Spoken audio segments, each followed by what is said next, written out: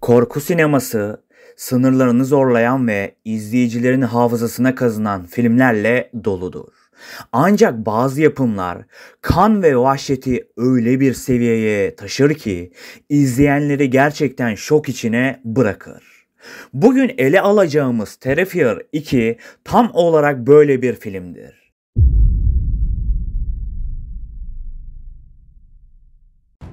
Art the Clown korkunun en karanlık yüzüyle geri dönmüştür ve bu sefer dehşet dolu hikayesiyle sınırları zorlamaktadır.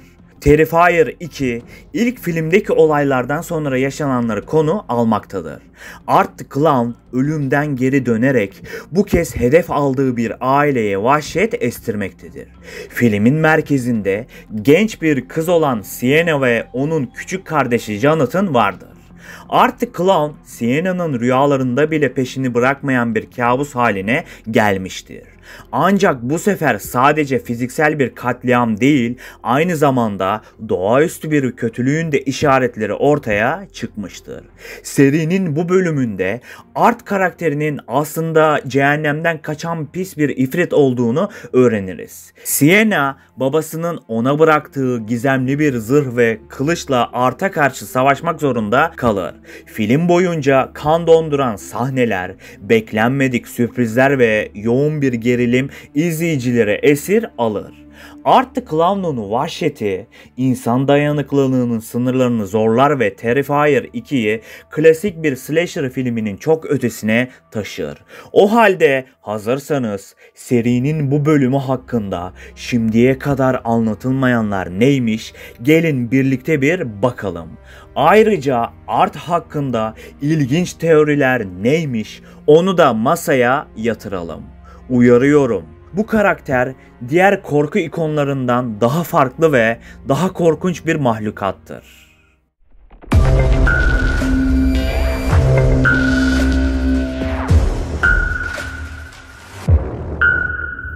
Terrifier 2 sadece $250.000 gibi oldukça düşük bir bütçeyle çekilmesine rağmen dünya çapında yaklaşık $15 milyon gişe hasılatı elde etmeyi başardı.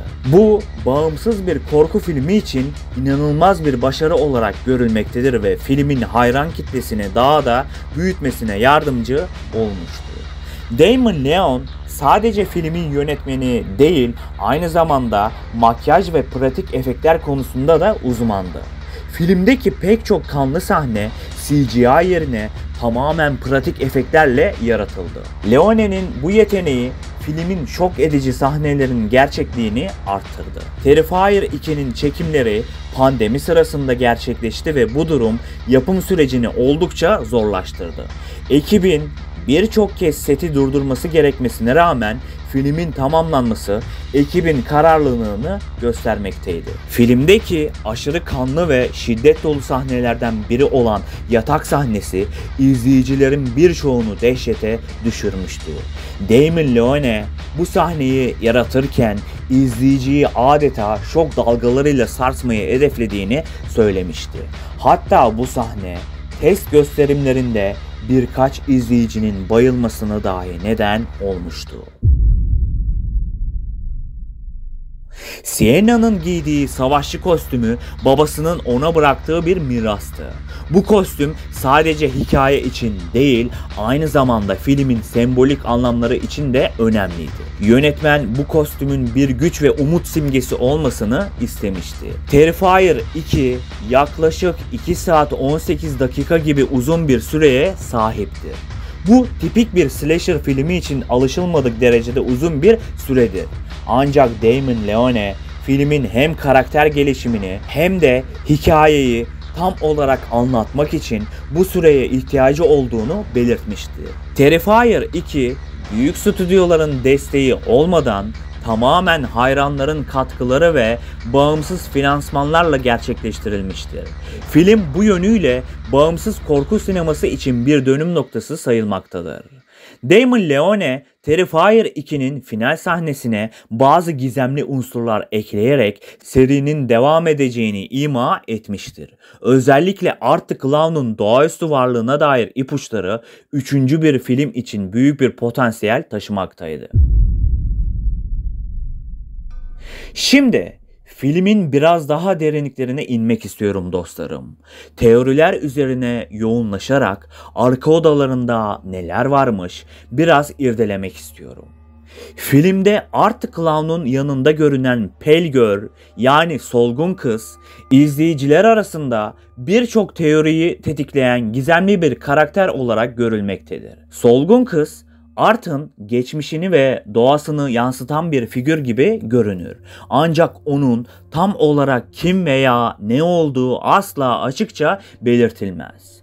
Bu kız Art gibi sessizdir ve aynı onun gibi yüzü beyaz makyajla kaplıdır. Art'ın genellikle insanlara korku saldığı düşünülürken solgun kızın sahneye girişi sırasında Art'ın kendisinin bile bir an için korktuğunu hissederiz. Bu detay solgun kızın Art için bile üstün veya tehlikeli bir varlık olduğunu düşündürür. Bazı teorilere göre ise solgun kız Art'ın masumiyetini veya bastırılmış çocukluk travmalarını temsil ediyor olabilir. Ancak bu masumiyet tamamen karanlığa bulanmıştır ve solgun kız Art'ın bir yansıması gibi hareket eder. Damon Leone solgun kızı yaratırken izleyiciyi rahatsız etmeyi amaçlamıştır. Küçük bir kız çocuğunun korkutucu bir figür olarak resmedilmesi hem alışılmadık hem de korkunun ufak bir masum kız çocuğunda gösterilerek izleyicilerde masumiyetin karanlık yüzünü sorgulatmasına sebep olmuştur. Solgun yüzü Art'ın sadistik doğasına uyum sağlar. Ancak aynı zamanda ona bir çeşit derinlik de katmaktadır. Art the Clown'un solgun kız karşısında korkuya kapılması karakterinin sınırsız kötülükten oluşmadığını ve onun bile korktuğu veya saygı duyduğu bir varlık olabileceğini göstermektedir. Solgun kız Art'a emir veren ya da onun üzerinde bir kontrol sahibi olan bir figür olarak hissettirilir. Büyük ölçüde Palyaço Art'la aynı şekilde davranır.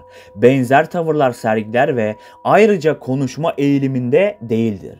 Her ne kadar sesleri taklit etme yeteneğine sahip olsa da o asla konuşmaz.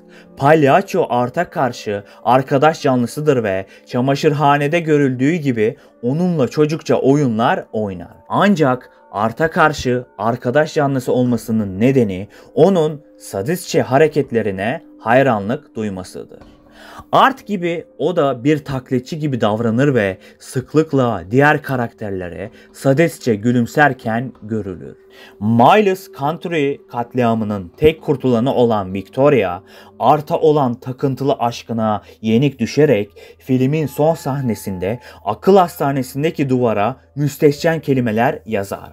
Karnı şişer ve onun artık yaşayan kafasını doğurur.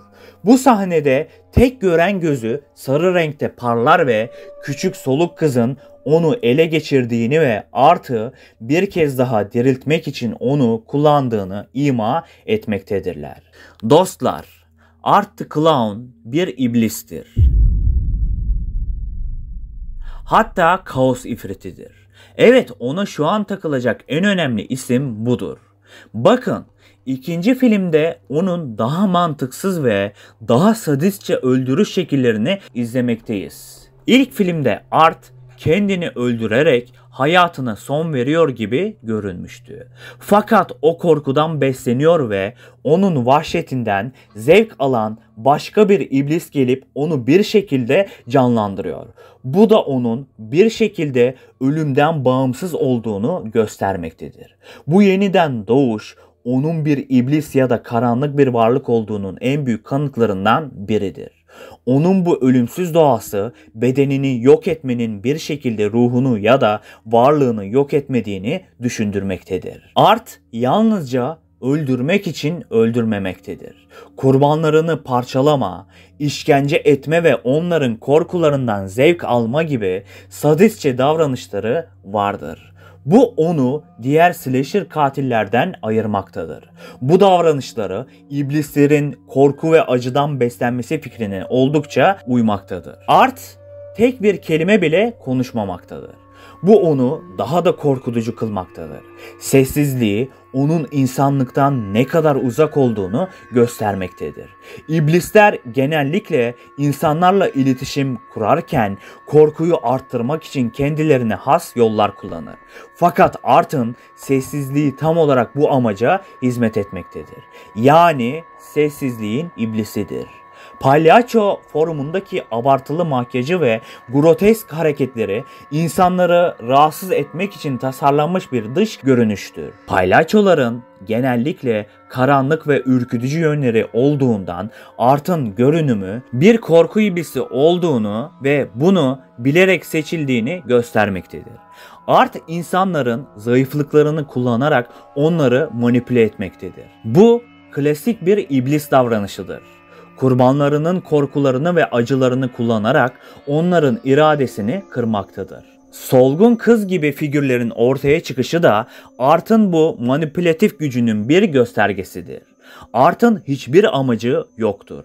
Yalnızca kaos yaratmak ve korku salmak için hareket etmektedir. Bu özellik şeytani varlıkların dünyadaki düzeni bozma arzusuyla örtüşmektedir. Art'ın cinayetleri ve sahnelediği grotesk mizansenler bir tür şeytani ritüel gibi görünmektedir. Kurbanlarını yalnızca öldürmekle yetinmez, aynı zamanda ölümleri bir performansa dönüştürür.